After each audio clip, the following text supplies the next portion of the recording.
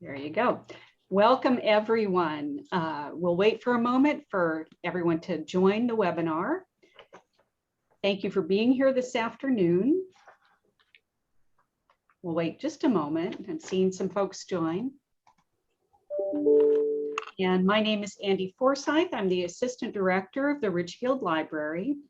Thank you all for being here. Welcome to Is This Normal? Is My Kid Okay? Ask the Experts, which we are presenting in partnership with Project Resilience. It is my pleasure to introduce Carol Malstedt from Project Resilience, a psychologist in private practice here in Ridgefield. Carol will introduce today's panelists and tell you more about the program. Carol, over to you. Thank you, Andy.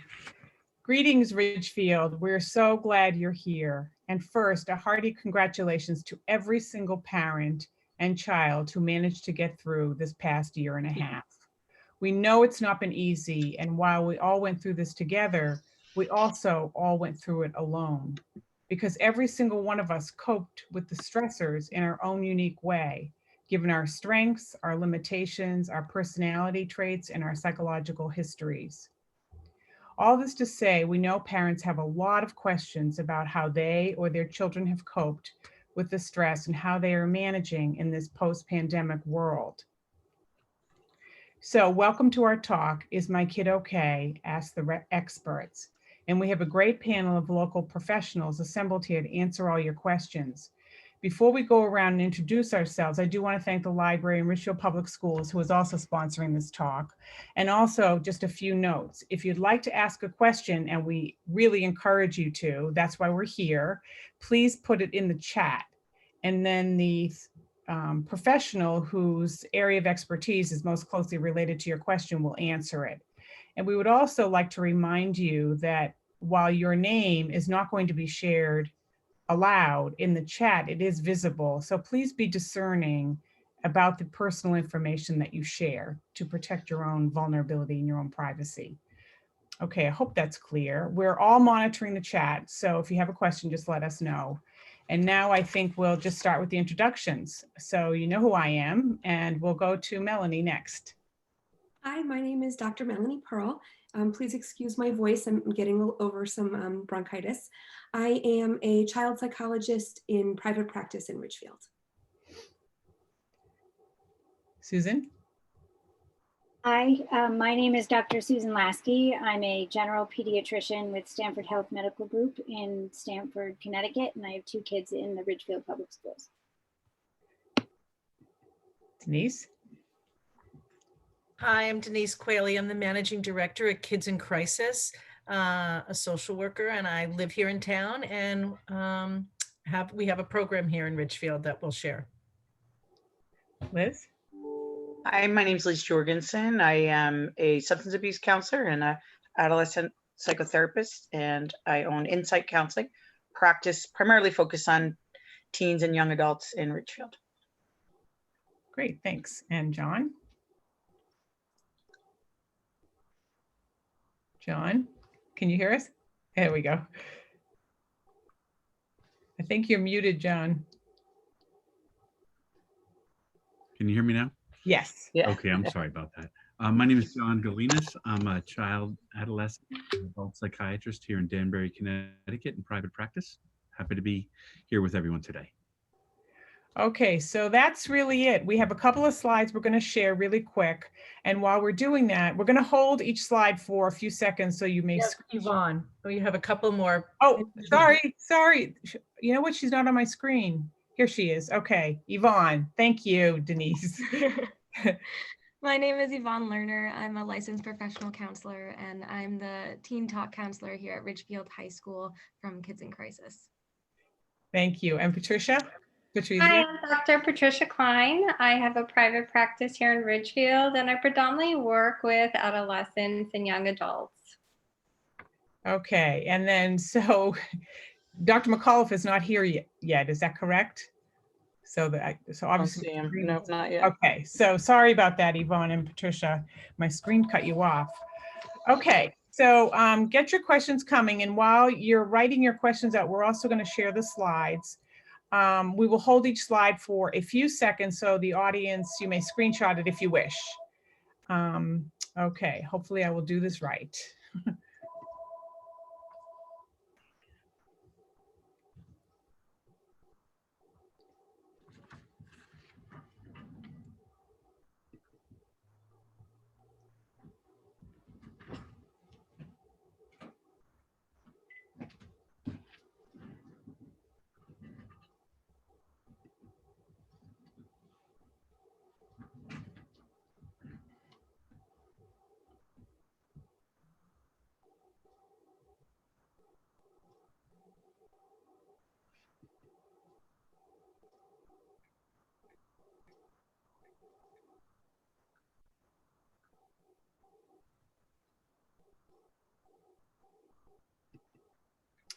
Okay, was that long enough? Does everybody think? Okay, so let's get the party started here. I'm going to read the first question. How concerned as a parent should you be that behaviors, e.g. anger, depression, anxiety, brought on by extreme situational circumstances will recur? In our case, the behaviors were brought on by repeated periods of quarantine, and then my child got COVID. He had to isolate, and when he finally could go back to school, the middle school went on quarantine again. He does very well academically and thought he was never going to go back in person. These behaviors resolved almost immediately after a couple of counseling sessions, parental and school support, and a return to increased normalcy, in-person school, sports, etc. That said, I'm afraid I've seen a window into what happens when the going gets really tough. And I don't want to over-therapize my kid or have him start to identify himself by these behaviors since they have largely resolved. But I also want my child to have tools to handle big feelings in the future, e.g. when he is not under direct supervision, college, for example. Can we be confident that he knows how to handle the situation, and where do we go for help? Okay, so any thoughts from the panelists? I mean, my initial thought is that, first of all, anger, depression, and anxiety are not really behaviors, they are feelings, and they trigger behaviors. So one of the keys would be is to help your child identify what's the feeling underneath the behavior. And my second thought is that adolescence is all about learning how to manage big feelings. Teens feel a lot of feelings and they feel them very intensely, and they often don't handle them very well. So middle school and high school are the years when your child will be learning how to handle these feelings. So I'm going to let other people jump in here. I'll add, Carol, to what you were just saying, that in a very big way, it makes sense that big feelings come with big changes. And quarantine and having COVID and building up hopes of being able to go back and being with friends and then having those things taken away, it makes sense that we're seeing big feelings. And so while as a parent, it can be very scary to have that window open and to have been able to see how the child reacts when big things happen, it's also something to kind of step back and be grateful for, that the child has had this experience while still living at home and while still having so much support from family, it sounds like from school, obviously having a parent that's paying attention. That's why this parent has even asked the question. So just as there is the possibility of recurrence of big changes and big feelings, there's also the possibility, the future possibility of recurrence of big resilience. You know, the child has gotten through this time, it sounds like, with the help of the supports. And should something like this happen again, the family is already in a better position having worked through this time. So bravo, parent, for pulling all those resources together, because you've given your child a gift for the future when something hard will happen again, because that's what life is like. Mhm. I agree. I often say that children don't always recognize the feeling the same way that an adult does. If we feel anxious, we know we feel anxious. But a lot of times a child doesn't know it's there until it's sort of spilling out of the cup. And once it's out of the cup, it's really hard to get back in. So it's that learning of recognizing that this temper tantrum is really anxiety, or this temper tantrum is really sadness. And giving your child tools when they're younger will help them navigate situations when they're older. And it sounds like this family did that really well by setting the tone that there is therapy that exists if you feel you need it.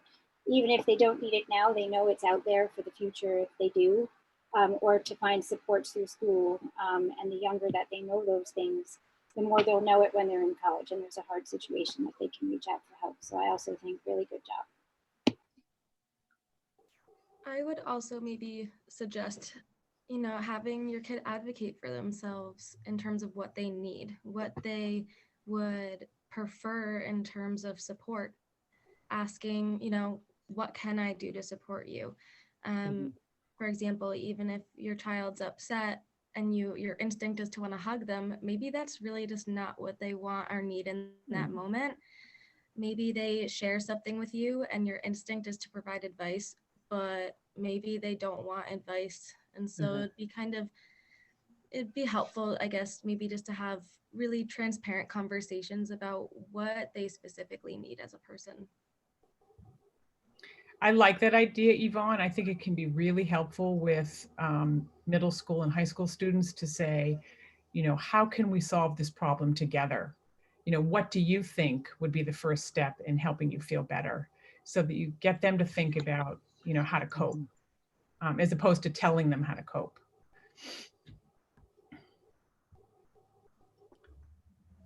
Anybody else have thoughts about that question?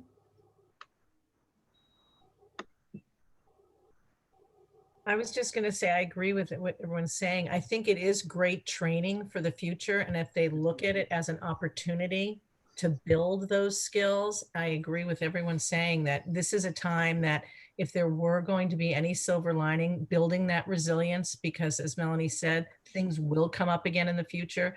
Who knows what the fall will bring? And reminding maybe your child that, look what we got through. Let's see what worked and what didn't work. And let's try that again, because it is a cycle. Things are going to happen, and reminding them how they got through it.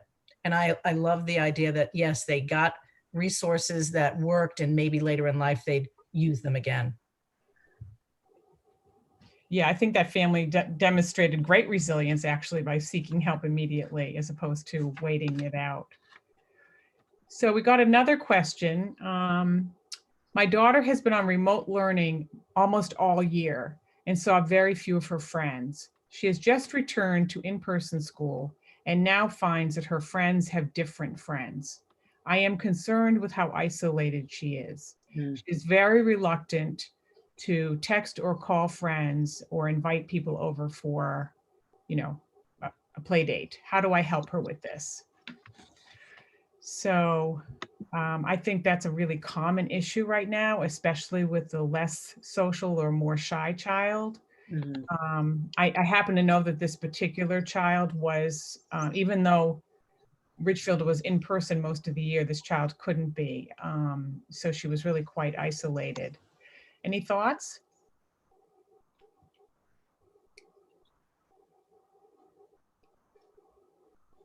Well, maybe I'll jump in. I think we do see this, and it doesn't take COVID to see this. This happens in adolescent development. And frankly, it happens in normal adolescent development, child and adolescent development, routinely. You hear this very often. And I think as a clinician, you sit there and you feel the pain of that and the loss. But I think we have to encourage our patients and their families to do something. So let's reach out to that one person that maybe you're a little more comfortable with, or somebody you could be more comfortable with. Let's get started, and let's encourage that the getting together, the sleepovers, or the going for a walk around town. Ridgefield's really blessed that way by having such a wonderful downtown. Let's get together and as a family or what have you. And from there, let's add somebody else to this. It doesn't take long to see the difference between having no friends or no connections and having one. That one connection can be a tremendous difference, and from there it can grow. By the way, I didn't weigh in on the last question because I thought the answers were just so great. And I thought, wow, I can't add anything to that. I love listening to everyone here. So thank you. I like your ideas. My thought about that question also was that the summer is the perfect time if this family is comfortable, making sure the child is enrolled in some small group activities with kids her own age. Because, even if it's Martin Park or a swim lesson or an arts and crafts program, that those things are pretty social. And that way the child might start to meet other friends. But any other thoughts? Yeah, I completely agree. I think that reentry is going to be challenging for a lot of kids that were very isolated this year. And it's important to read your child and also start slowly in a way that they feel comfortable. And I really liked your idea of saying one friend, start slowly, maybe even meet as a family. And summer is a great time that you can do some stuff a little bit more safely outside if the family is feeling comfortable. To get them prepared for school, because I think with this situation, having not been in school for a while, the fall is probably going to be stressful. So having a process over the summer to sort of reintroduce some social things to that child and get them ready for school. I would maybe also reach out to the school ahead of time so that they're prepared for this child's reentry, so that they know they might be stressed with the social worker at school or the guidance counselor or something like that, so that she can have a team or he can have a team of people ready for support. Or depending what school they're at, we have teen talk counselors at, I'm at the high school, but we also have teen talk counselors at Scotts Ridge and East Ridge. And yeah, we can work together with the school team, which I think is just a helpful resource to have. My other reaction to this too is not to say that their perception is inaccurate, that they don't see that their friends have different friends, but I wonder if maybe they just feel that way because they've been isolated for so long, and maybe their friends do want to reconnect or do want to get in touch again. Sometimes, as kids, they get kind of stuck in that negative thinking or that belief that they aren't liked or whatever it may be. And so maybe just challenging them to reach out, like suggested, maybe just slowly, one at a time kind of thing, but to reconnect with those people because, it's possible that their friends do miss them because they have been disconnected for so long. Sorry, go ahead, Melanie. No, Patricia. I certainly agree with everything that's been said. And I think starting slowly is definitely key. And I truly believe also sometimes I've seen kids, and I've heard this a lot with this reentry panic or reentry anxiety, however we're sort of terming it. I often tell them, if you're not comfortable reassociating with the kids in town for now or your friends in town, reach out to someone even outside of town at the moment. Perhaps it's a friend from camp or someone, a cousin, or even a sibling. Just go out in town. And again, starting off slowly is just so key. I've had some of my clients doing that, just heading out into Taza in a random afternoon. And so that's how we've sort of approached that as well. Mm-hmm. And I think it's just worked wonders and it's been tremendous for them.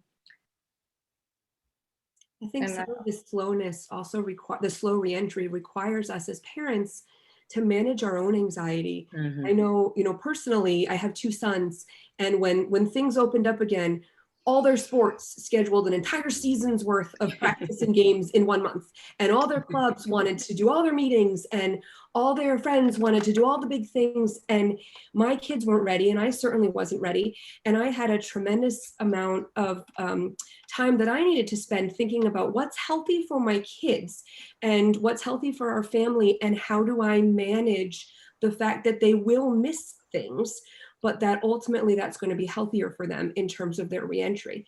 So we see all of this stuff that's going on around us right now, and it's really tempting to want to jump into it all because we've been without for so long. And it's also hard to say to ourselves, well, this will all still be here in the fall, because we don't actually know, where we're going, with COVID and with restrictions, at least not completely yet.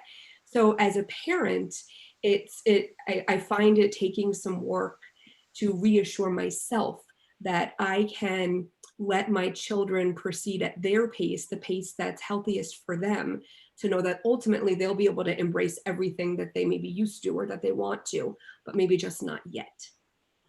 You know, I'm really glad you said that, Melanie, because I also had the interesting talk with a parent and a child. So the child loved COVID for some, in some ways, because she loved the fact that after school, she couldn't go anywhere and there was nothing to do. And then when all the restrictions lifted and sports opened up, some parents have enrolled their kids in even more activities than they had before COVID because they were so anxious to get them off screens. And as a parent, I totally sympathize with that idea, but I think it's about knowing your child. Like some children need less, not more stimulation after school. School is busy, it's chaotic, it's loud, it's stimulating. So some kids need to come home and just be able to chill and maybe have an activity or two during the week, but not 3 activities every single day. It's overwhelming for kids. And I think that's about parental anxiety. So thank you, Melanie, for bringing that up. I was just going to add one thing. We run social skills groups here. And one thing we teach the kids a lot is theory of mind, and to not make assumptions about what, if their friends haven't been in contact, like what they're thinking about them. Because, teenagers, as John said, they're developing social skills. And I feel so bad for this young lady. If she was home the whole time, plans get made spontaneously. Kids, they're not meaning to be cruel or thoughtless, but you just weren't sitting at the table, so you didn't get invited. And because we find the symptoms for many young people come from, at first, false assumptions. They could be proved real after trying it out, but often when they do reach out with everybody's great suggestions of parental help, they find out that, oh no, their friend still likes them. They just didn't think to text them that everybody planned something at the lunch table. And that, for middle school kids, that tends to be the predominant reason that kids are forgotten. Really just they're not thinking of their friend because they're not there. And as long as a parent maybe coaches a child who's more shy to make attempts, sometimes with the most sensitive or most thoughtful member of a group, then they'll just be pulled back in often to the group. Does that make sense? Mm-hmm. I think that's excellent advice. I often tell people too that sometimes we put ourselves in this little comfort bubble, right? And we think that comfort bubble is our safe place and we're a little afraid to leave it. And I think a lot of kids felt that this year, right? There are some kids that missed out and felt isolated, but there are other kids that liked to be isolated and in that comfort bubble. And it's hard for them to step out of it. And so I often tell people, we have to step out of our little comfort zone because that's where we grow. That's where we realize we're strong, right? When we, not too far out, not leaps and bounds out. Maybe that's too far and too scary, but take a step. And sometimes that's reaching out to the sensitive person in the group, as Elizabeth just pointed out. And I think that's really true, and they get pulled back in. So encourage them to just take little tiny steps out of that comfort zone. And also I was going to share, I've taught many kids, including my own children when they were still home, the 2 younger ones, when social media had taken over life, don't assume, and please try not to take it personally that they already rejected you or they all didn't include you. If you want to rejoin friends, let it go. Just rejoin the social group and basically let go of why you weren't included, because sensitive children often perseverate and think, why didn't they call me? Why didn't they text me? Why didn't they read my Snapchat within 5 minutes? They really get a little squirrely with it. And instead just encourage a child to have the social skill of let it go. If you want to keep friends, you have to learn how to be very fluid and flexible in your thinking and let things go. That's really good advice, Liz.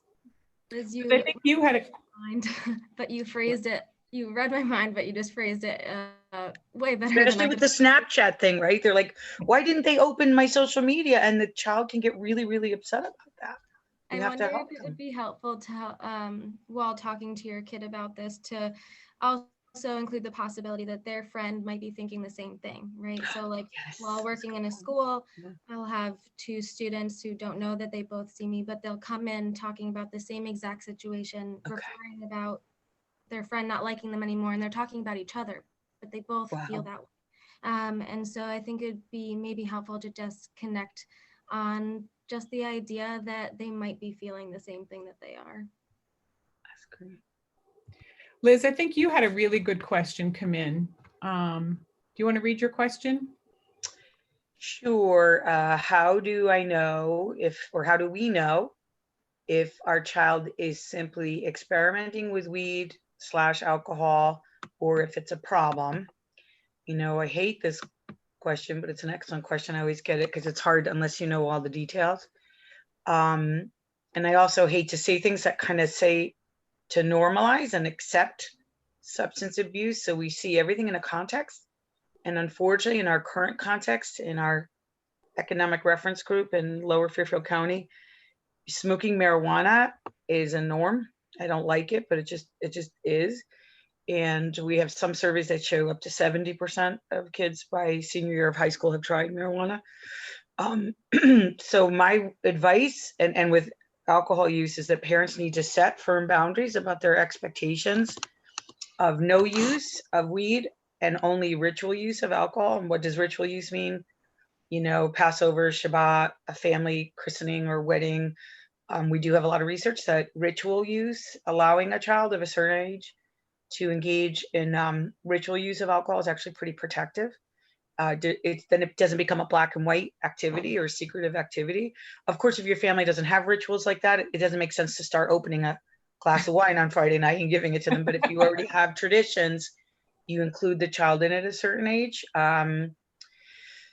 And the bottom line is, what's the difference between experimentation? You set boundaries, right? And you know that wherever you set them, for most teenagers on almost any behavior, they're going to push it a little bit, right? You set it here, they push it here. You set it here, they push it here, et cetera, et cetera. So we set boundaries and we tell them based on science, you know, binge drinking, so more than ritual use, and really any use of marijuana can impact the memory system of the brain during adolescence when the brain's developing. And that because we love you, we're going to, you know, limit this behavior. And yes, we know that many of your friends are doing it, and et cetera, et cetera. And then when you catch the child, or if you catch the child, the key is to not freak out, you know, and go too drastic and too draconian. And then set limits again that can actually be monitored. And I always say to parents, if your child continues to take risks and continues to engage in the behavior, even after you've maintained the limits a couple times, you really want to get some kind of professional help. And if any of their functioning is impacted by substance use, you really want to get an evaluation and some help. I mean, all but one of the 4 Jorgensen children had epic, stupid things that they did with alcohol. I'm not proud of it, but you know, during high school, one was a little bit over controlled and didn't try alcohol till college, and just the way that it was. And each time it was a great learning experience, you know, when they went through their consequences and had to make amends and do whatever they had to do. So, but the key to teach in those moments is to not overreact. But, and a really simple definition, but that's backed up by literature, is if something causes a problem, it's a problem, right? So if a child, you know, sneaks into your beer and has a couple of beers with a friend and it's at your house and it, you know, doesn't really blow up, or they don't make any risky decisions, you can kind of deal with that in a limit setting, parenting way. If the child is really endangering themselves and has caused a problem, they've driven a vehicle while they've been drinking, right? Or they bring it to school, or there's something really more dramatic within the use. Generally, those kids are putting up maybe an unconscious white flag that they're having, you know, struggles and problems that need to be addressed. And then I always say to parents in general, and this applies to all the esteemed professionals here, you really can't go wrong getting an assessment for your child, because you can always apologize to your child that you freaked out and overreacted, right? But, you know, I mean, I can't tell you how many sobbing parents I've had in my office saying, why did we wait? And we saw this a year ago or 2 years ago, et cetera. So, you know, I would always say to parents, if the substance use is kind of out of bounds, or you're even anxious about it at all, having an evaluation is a good way. And then you know who you're going to go back to if there's some kind of difficulty, if you get an evaluation. And I think somebody just wrote into the question. Yes, so on this topic, can any one of you share an example of a high school student who made a mistake with alcohol, the appropriate parent reaction, and the teen consequence? Good question. I have a good one. The young man that I know very well I wouldn't call it hazed, but he was semi-hazed he was a freshman on the football team, and he was semi-hazed for the homecoming game to bring in alcohol to give to the older students. Believe it or not, these evil things actually happen among teenagers, and they're fairly normative. And Goofball brought in a bottle of, oh my gosh, I can't remember what it's called, coffee liqueur, Kahlua, from his parents' liquor cabinet, and got caught red-handed by the coach, and was, I think, suspended. And then his parents made a plan that he had to write an apology letter to the coach, and he had to go for an evaluation because actually his school required it, and had to do some volunteer work about alcohol, something like that. So there's an organization, Western Connecticut Coalition of Substance Abuse, that has a young person's prevention coalition. So they did some work on that coalition for a little bit and enjoyed it. And that was actually my son that I'm talking about. And he's a grown man. He's fine. He's a scientist and all grown up, and it all turned out okay. It's kind of a funny story that we tell sometimes, but we took it very seriously. And I had a delightful call from the athletic director.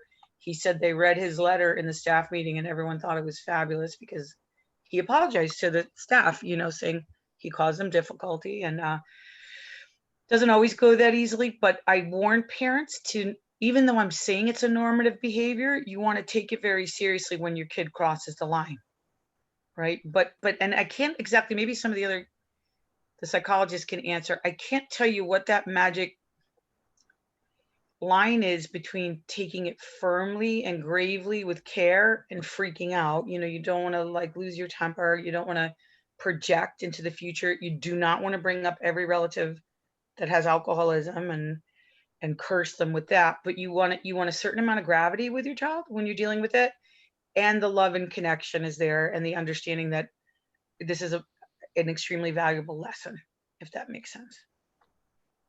See, if I use my own children as case studies, I never need to worry about confidentiality of clients. So it's easier. Sometimes, this is not my field of expertise, but of course it comes up in my office, probably like everybody else's. But sometimes what I notice before I send them to Liz is that it's not just about alcohol and marijuana. It's about being able to manage impulses and manage, the intensity of behaviors or appetites, like video game use, So somebody may overuse, video games as a way to relax, or they may overeat, or they may, have to socialize too much. They have to be out every single minute with their friends. So there's really an issue of sort of managing impulses and desires, and it's not just about alcohol. And if a kid goes off to college and can't manage and control, their, appetites and desires, they're going to have trouble in lots of areas, not just alcohol and substance abuse. So, and sometimes that helps frame it for parents. They get a bigger perspective on what the problem actually is. Anyway, my 2 cents. I'll weigh in as well. First of all, I think Ridgefield really is very fortunate to have Liz and her team been working for decades in trying to keep these individuals and their families and the community safe. And that's a very appropriate thing to say and to point out to the folks who live in Ridgefield and nearby that there's a lot of expertise there. There's a lot of practice there. I'm going to weigh in on the marijuana as a child psychiatrist for a minute. And I'll just tell you what I know from my work. I think that there are benefits to marijuana. I think that's why a lot of people smoke it. It can make people more relaxed and more calm, and it can help people sleep. But as a medicine, an idea of having it as a medicine, a medical marijuana in psychiatry, and I am a child and adolescent psychiatrist, I see adults as well, there is no such thing as medical marijuana. I'm certain of it. I will be very surprised if the FDA ever gets around to approving medical marijuana in psychiatry for children and teenagers. And that's because it is a very dangerous bed of chemicals, many, many chemicals, These chemicals are very dangerous in developing brains. I disagree with many of my colleagues who see adults and don't see younger people. And some of them actually are engaged in using marijuana. But you know, in order to get a medication approved by the FDA, you have to show that it works. And I said, it does work. It has benefits. But then you also have to show that it's safe and that it's tolerable. Might be tolerable, but it's not safe. And the safety concern, the potential problems that are caused by it, make it impossible for the FDA to ever get around to approving it. It would be the most dangerous medicine ever approved so far by the FDA. And the warnings would be remarkable if they put it on television. So there is no medical marijuana for people with developing brains. And we know that people's brains develop not only as children and teenagers, but well into the college years and even after. So we should really be careful about that.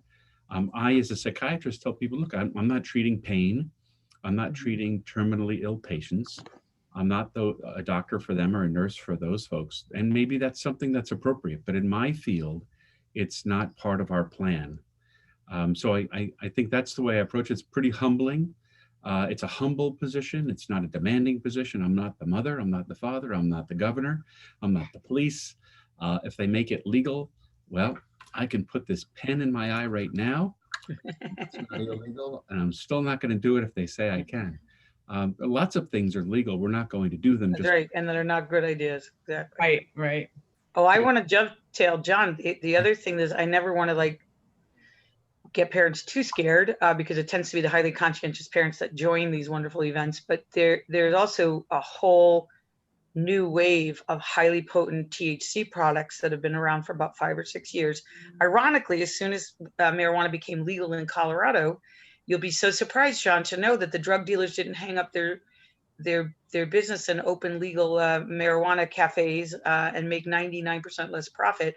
They developed these very high potency THC products that are between 60 and 90% THC that are made with solvents. So the solvents mixed with plant marijuana, and then it extracts butane and gasoline actually used to extract THC. And we have had more hospitalizations secondary to the use of these substances with temporary substance abuse, some substance use induced psychosis in the past 5 or 6 years than I ever had before. And I've been working with clients for 34 years. They really are another animal. And I think you're right, John. Many middle-aged parents say, oh, well, we smoked a little weed in college and we're fine. And it tends to be normalized without really the knowledge of how dangerous. Not just, and I mean, plant weed itself, I agree with you, is very dangerous.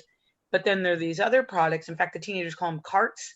So it's a little cartridge that fits into their horrible little Juul vaping device that is this high potency THC product. And we see a lot of cures of psychiatric issues once the child gets abstinent from these substances because they're having substance induced symptoms. So I agree 100%. And I think our whole culture is a little bit anti-science right now. I don't really know what's happening, but follow the science. And you're right. Alcohol, kids say to me all the time, well, it's going to be legal. I go, yeah, well, vodka is legal, but you're not allowed to drive around drinking vodka out of a bottle. So, you know, we have to be the adults and stay firm, I think, on the boundaries for safety.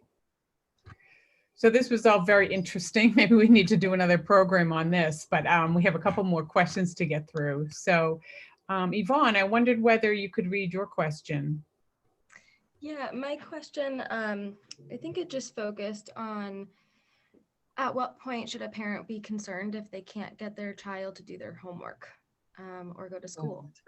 Because a lot, it seemed like, you know, parents are reaching out to the school and they're trying to get their child to complete the assignments in order to get better grades.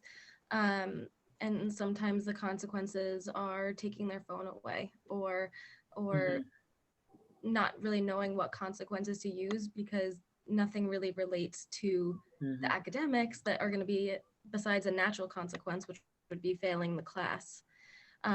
So when it comes to taking away their phone, to the kid, it seems like that makes no sense. Like, how is that related to my schoolwork? So the reason I'm bringing that up is because I think it'd be important to figure out like what else could be going on underneath not doing their schoolwork or not wanting to go to school? Are they feeling depressed? Are they less motivated? Are they super tired? Maybe there's something going on where they just physically don't have the energy. Because I think just with COVID and remote learning, and this has just been a really common theme for parents to struggle with because they want their kid to succeed. And so they put on, you put on your parenting hat and you want them to do well. But how do you do that without, I don't know, I guess without just focusing on the academics? So anybody have input on this question? I mean, the one thought I had about it while everybody's sort of thinking about the question is that some kids really, really do better with the in-person connection with the teacher. It's just very, very hard for them to learn and stay motivated when it all comes through a screen. And I think we all know that from going to meetings in person versus going to a meeting online, right? The synergy that you get from a personal connection is highly motivating and challenging. And so, in some cases where a child got a 504 because they were getting behind and not doing homework, I think the problem will remit a lot when they're in school full-time next year. And because a lot of times they went back to school this year and they didn't really have the connection with the teacher because they haven't been in school all year. So, and some schools were on remote learning all year. So these kids really, really struggled, I think. And so I think it's sort of important to consider, did the child have problem doing homework before COVID?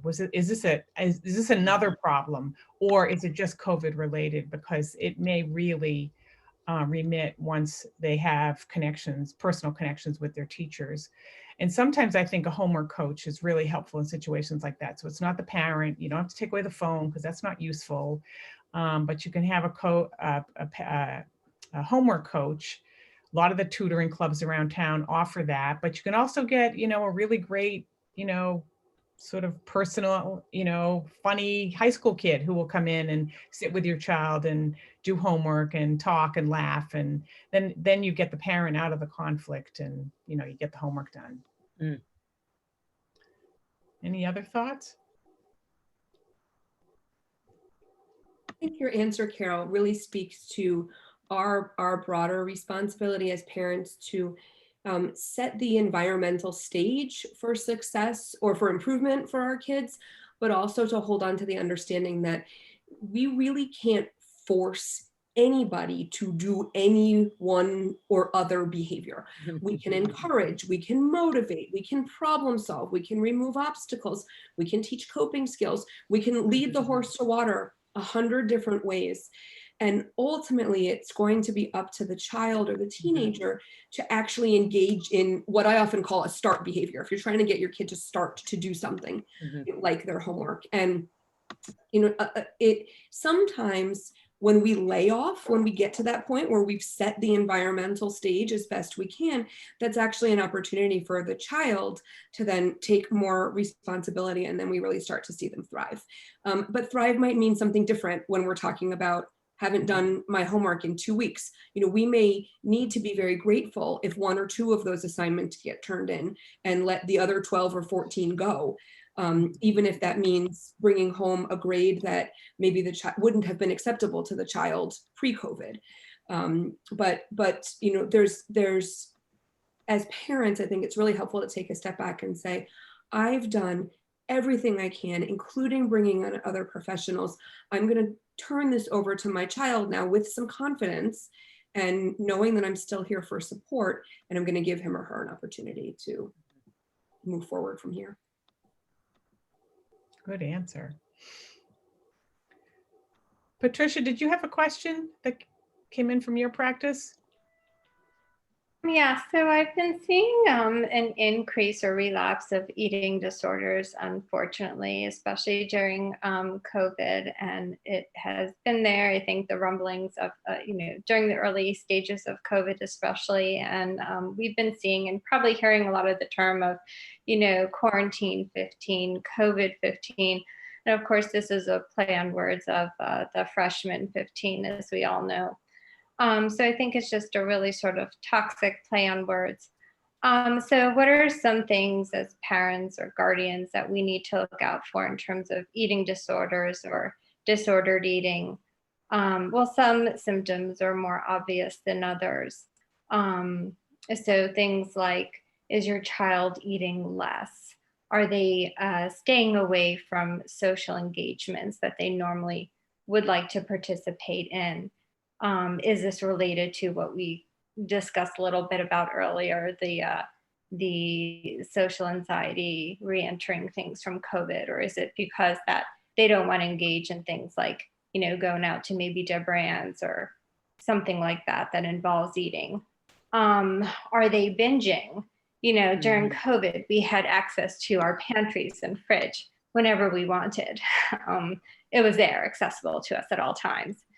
And then are they engaging in exercise with this intensity, with a joylessness, with out really enjoying what they're doing and this determination to exercise for hours on end? Are they hoarding food? Is food suddenly disappearing? Are you finding wrappers and food in strange places? And things of that nature that we really want to look out for.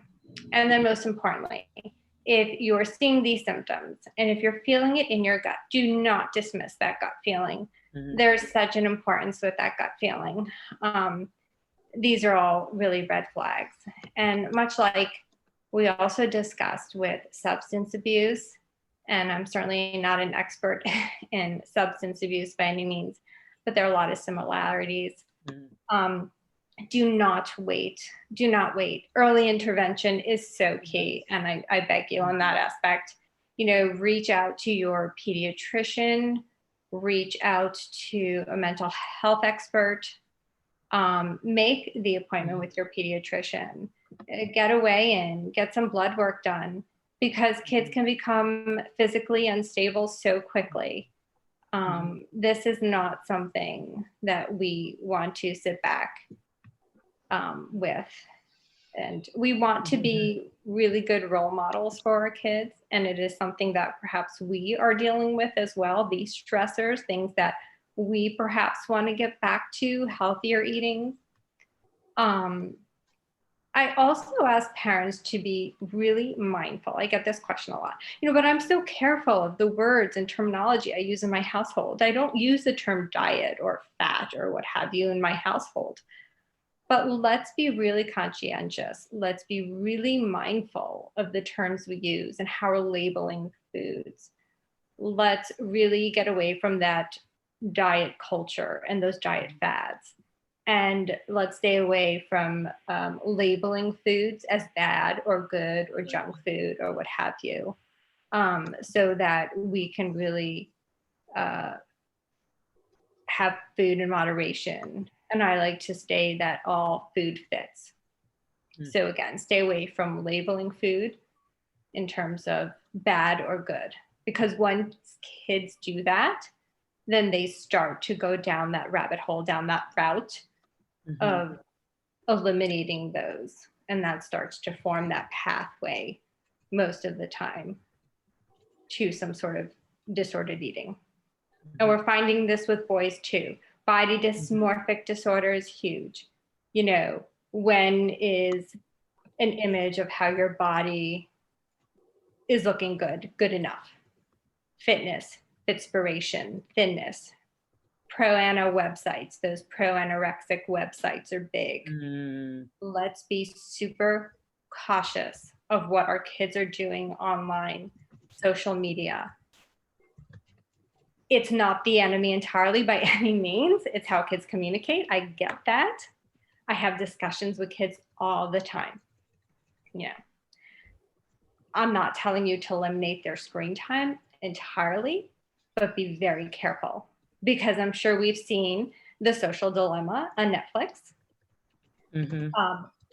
Those algorithms, they feed into the kids. So whatever your kid is looking up, they're going to market to what they're seeing and what they're viewing. And they're going to feed that more so to your children. Okay, they're going to market and add those things to your kids. So let's be super aware. And kids can't exactly decipher in terms of you know, what's real, what isn't. So let's have that communication with them. Let's have those talks openly with them. Keep that dialogue open, and let's be honest with them. If you see something, most importantly, have that talk with them. Tell them you're concerned. You're Thank you. concerned. Thank you. Anybody want to contribute to that?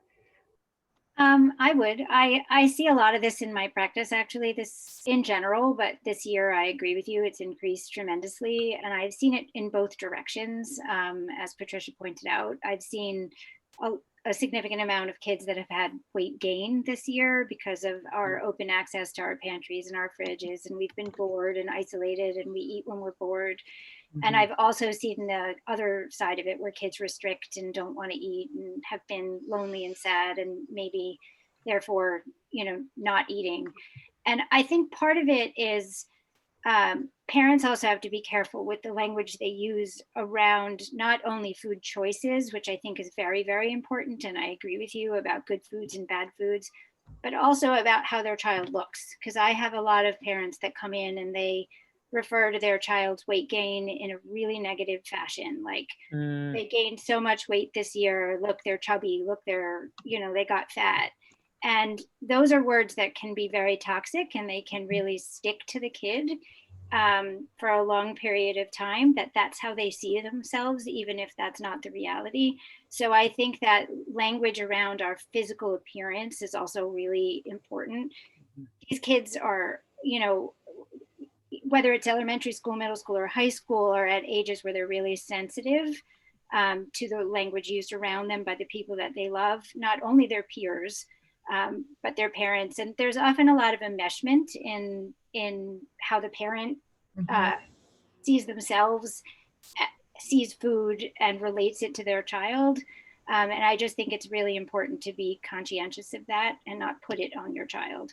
It's more about teaching a healthy lifestyle, to know what you're eating. So it's okay to have the cookies or the cake. Just understand that maybe that means after dinner, don't also have cookies or cake. And that it's about, you know, exercising, because exercise is good for your body. It's also really good for our brains, right? It's really good for our emotional health to exercise. And eating healthy is good for our overall health, but not because we want to look a certain way in a mirror, right? It's more about having a healthy lifestyle so we stay healthy in the long run, but not a number on a scale. And I just think that's a really important point. So I'm really glad you brought that up. So we have time for one more question. And interestingly, we had a couple of questions that came in and they were similar. So I've kind of combined them. But it goes like this. There seems to be so much emotional distress in the lives of our children, their friends, and their parents. How do we know when it's time to reach out and get professional guidance? And another one was, what are some things I can do at home to help my child with their anxiety and sadness? And when is it time to reach out for help? So I figured lots of us would have some things to say, and this will close out our presentation. We thank everybody for watching. Anybody like to weigh in first? I'd be glad to weigh in. So, you know, first I would say that your pediatrician is often your first line. And so if you're worried about your child, I would really encourage you to make an appointment with your pediatrician. We're not only there for your physical health when you have a cold or a cough or, you know, some sort of physical concern, but really also there for your emotional health and emotional concerns, and can guide you to all these wonderful professionals if that's necessary, so that you guys, your families, can have support. I often say to kids, you know, we all have the same basket of feelings, right? Everybody gets happy and sad and angry and worried. Yes. But when one of those feelings is taking over the basket, right? Sometimes we have to learn tools to put it back in its place. And feelings specifically like sadness or anxiety, when they're taking over the basket, sometimes they're overwhelming, right? We don't know how to get rid of them, and kids need to be taught tools. I think there's a lot of things we can do at home routinely that will help kids manage their feelings and give them tools. You know, if you think about it, nobody really ever teaches us this stuff. I know when I was a kid, people just said to me things like, well, don't worry about it. And you're like, well, what does that mean? Don't worry about it. I am worried about it. And we, you know, I think if we practice these things every day, we'll be good at them the same way you have to practice math to be good at math. We have to practice how to help our emotions get under control. And so I have my patients, even from a very young age, and it's variable based on their age, doing what I term mindfulness. And I start talking to them about this when they're 3 or 4 years old, of maybe just doing something simple like deep breathing exercises.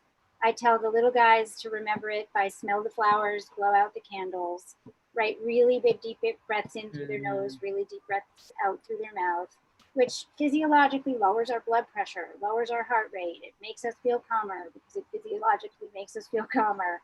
And it's a good life skill, and it's a tool you can use anywhere, right? You can use that in class before a test.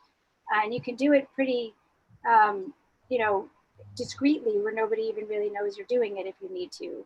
And then some degree of meditation, I think, is a really good skill to have. I always tell everybody I'm really bad at meditation. It's something I'm still working on. I have a very busy brain. It's hard for me to quiet it. But the more you do it, the better you're going to be at it. And you can really realize that your brain can control how your body feels. And if you don't want to feel a certain way, you don't like the anxiety that you have, you can work on making it go away. And learn to recognize it as it's rising rather than when it's up here. Because just like a bad headache, when it's a bad headache, it takes longer for the medicine to work, right? But when you see it and it's coming and it's a little headache, you can kind of get rid of it easier. And I do often recommend also some regular cardiovascular exercise because the endorphin release makes us feel really happy and will often make us feel less sad and less depressed. Journaling for older kids, I think is a really important skill for mindfulness. And I always tell people you can write your feeling in the book, and then the feeling is out of you and in the book. And it's a good way to sort of take it out of you and put it somewhere else. With younger kids, I'll use most of you probably use this and know this, but the worry brain sort of analogy where I say, you know, if you think of your brain as like this big, right? It's the size of, you know, a small watermelon, baby watermelon. There's this little blueberry size area that I call your worry brain. And sometimes the worry brain is like a schoolyard bully, right? It thinks it's in charge of the rest of your brain and it acts like it's the boss. And you can literally say to that part of your brain, worry brain, no, I'm not going to feel like this today. Or your mother can point it out to you and say, you know, Joey, I think your worry brain isn't invited to dinner right now. Can you please go tell him to go away? For like the younger kids. And sometimes that, where they see it as very concrete, is really helpful. And I think if people start practicing this stuff at home with their children, they'll get better at it. Just like everything else, it's easier to learn things when they're younger. They become more integrated and part of us when we're younger than when we try to learn these things as adults. So I think if people practice that stuff at home, and then if that's not working and you find your child still dysfunctional or they can't socialize or they're not doing their schoolwork, by all means, obviously see the pediatrician, and then otherwise maybe a therapist and some other professional help. And I would just quickly add, just to normalize it, you know, part of that question, just in addition to all that great stuff that Susan was just saying, but normalizing therapy and normalizing going to the doctor and modeling that behavior. Because if you bring your kid to therapy and they're maybe a little resistant, don't force it. But if they end up liking it, then that puts a good taste in their mouth and they're more likely to go back. So I don't really think it's ever too early to get help, because all it can be is beneficial. And if they're resistant, that just leaves you to have the opportunity to kind of model what type of behavior that would be, like also practicing mindfulness yourself, or also going to the doctor, doing those types of things to model it for them. And I also talk with parents about, you know, sort of markers on the highway, the guardrails that are on the highway. And if you think of the guardrails as, is your child sleeping? Are they eating, you know, normally? Are they exercising? Are they socializing? Are they getting their homework done? Are their moods generally under control? And if the markers on the highway, the guardrails are set and sturdy, then you're probably okay. Like, children are going to have their moods, they're going to have their behavioral issues. But if those guardrails are sort of in place, you can watch and see. But if the guardrails are broken, or there are big holes in the guardrail, like you're not sleeping for 2 weeks or more, it's time to get help, and sooner rather than later. And that seems to help parents sort of think about it in a sort of comprehensive way. Anybody else? I just want to echo what Dr. Lasky said. For parents who want their child to get help and the child may be resistant, I usually say children, teenagers always trust their pediatrician. So that's a good place to go to get a Yes. first take. Because, and also for the parents to go to their pediatrician. But I get calls from parents, we really want to bring the child in, but he's angry, he won't go, etc. I like the idea of using the pediatrician as a way to make it, like Yvonne said, and other people, just very matter of fact and just part of healthcare and non-judgmental normative behavior to have your mental health checked. Well, I want to thank everybody on the panel for giving us an hour of your time today. I personally really appreciate it, and I hope all the participants and those who watch it later on YouTube, this has been recorded. Please remember that none of the advice you heard here is to stand in for a proper assessment or a diagnosis and treatment. Seek help if you need it. But we wish everybody well. And again, I want to congratulate all parents and kids for getting through this last year and a half. It has not been easy. And everybody deserves a medal and a clap on the shoulder. Yes. So thanks, everybody. Have a wonderful summer, and hope I see you around town. Okay, bye-bye. Bye. Take care.